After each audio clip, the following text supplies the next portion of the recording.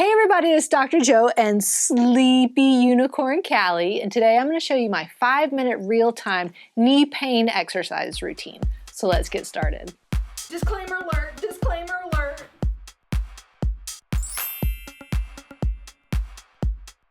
So for the knee routine, we're going to start off with a 45-second warm-up sitting down, and then we'll stand up to do the exercises. So I'll talk a little bit more as we go. So for the warm-up, just start off with some knee raises or hip flexion, just kind of a continuous back and forth. We're just kind of getting everything loosened up for the knees. We're going to go, instead of for reps and sets, we're going to go for time. We'll do 30 seconds, take a little break, and then do 30 seconds again for each exercise as we go. Now just kind of kicking out, kind of that long arc quad or knee extension. For each 30 seconds, go at your own pace. Don't feel like you have to go as fast as me. And if you've done this routine before and you're ready to do faster than me, you can do that as well. Just make sure that you're going at your own pace and staying comfortable while you do it. And then just some rollouts to get those others going.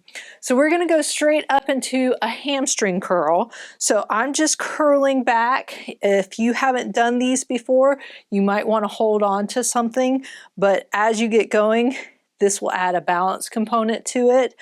As you can see, you want to keep your thigh down and your knee pointed towards the ground. So it's not, coming up like this. That's kind of a march, which we're going to be doing in a little bit. But this is curling back, activating those hamstrings.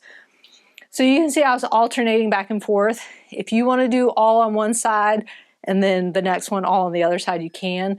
But sometimes with these, I like to alternate back and forth because that gives you just a little bit, again, of a balance challenge as well. I like keeping my foot flexed as I pull up. I feel like that helps a little bit, but you don't have to. If you want to, kind of point that foot out a little bit, you can, but I feel like that gives me a better activation when I point my feet when I do that. And again, when you're starting out, make sure you're holding on to something the first couple times you try this. So then the next one, we're going to go into that march. So now you're bringing your knees up towards the ceiling for the march. Again, make sure you're holding on to something for balance if you need to. And then just coming up this way. You can go slow, which will challenge your balance a little bit more. Or you can go a little bit faster, which will work your cardio just a little bit more. As long as you have your balance, again, if you need to hold on, you can. But sometimes I like to alternate, do a couple fast, do a couple slow, just to really get everything going.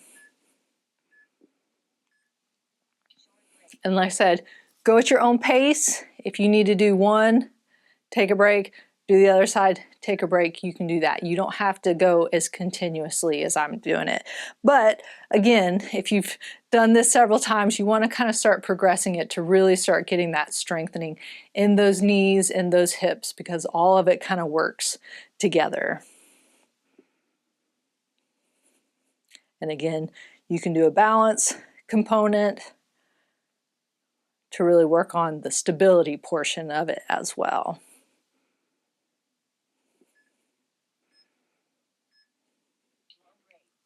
So the next one is going to be a heel toe raise.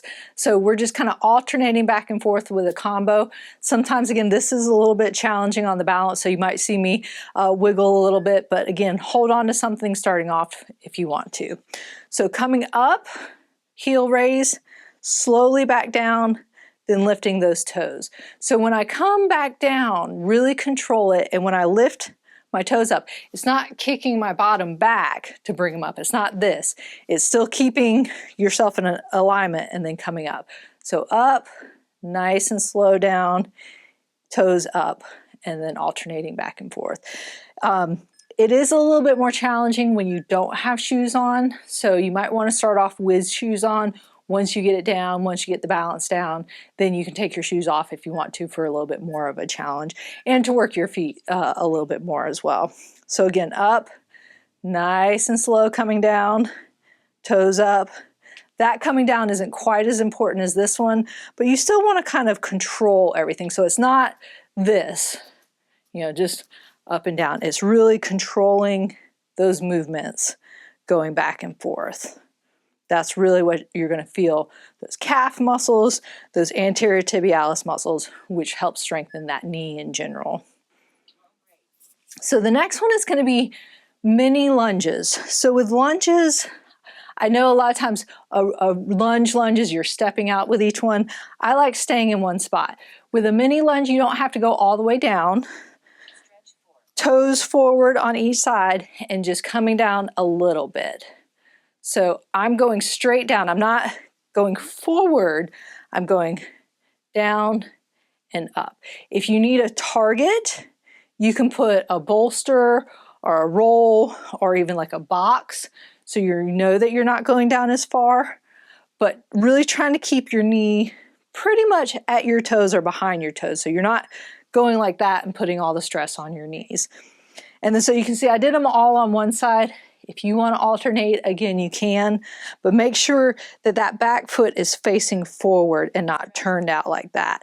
And then again, just a mini kind of lunge. If you need to go back further, you can. And if you need to hold on to something, you can as well.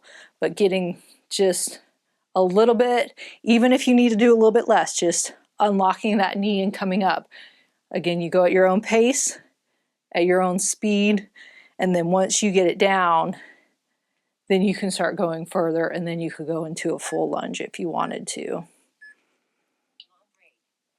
So then the next one is going to be a mini squat. So same thing, you're kind of getting in that squat position, you're just not going all the way down. I always like to tell people have a chair or something behind you in case you need to sit all the way down. Feet about shoulder width apart, just unlocking a little bit, really stick your bottom back, chest up, and doing just a mini. Again, if you want to hold on to something, that's good. If you don't need to hold on to anything, you can do a little bit less where you're really just unlocking the knees and coming back up. But see, I'm sticking that bottom back. I'm not going down like this, I'm going back. And in the world of physical therapy or therapy in general, I know a lot of people like to argue about the knees going over the toes. If you don't want to hurt those knees that are already hurting, don't bring them over the toes. This is way more comfortable on my knees, and I don't have any knee issues, than coming forward like that. So maybe try both ways and see how it feels for you. But I've found that this way is a lot more comfortable and a lot less stress on your knees. So if you're really trying to strengthen the muscles without hurting something, then that's how you want to do it.